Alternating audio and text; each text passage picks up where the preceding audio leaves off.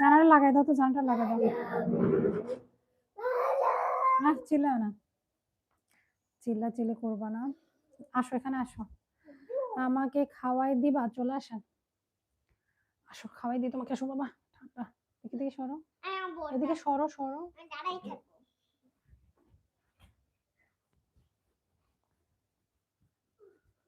সবার খাওয়া দাওয়া শেষ? আমার তো প্রতিদিন এইরকম সময় হয়। তো আমার ছেলের জন্য নিয়ে আসলাম, অনেক গরম গরম গরম রান্না করে করে খেতে অনেক বেশি মজা লাগে। কয়েকদিন ধরে আলু খেতে খেতে মানে আলুর বস্তা হয়ে যাচ্ছে মনে হয়, মানে এরকম একটা অবস্থা হয়ে গেছে। বিসমিল্লাহ বলো, বিসমিল্লাহ।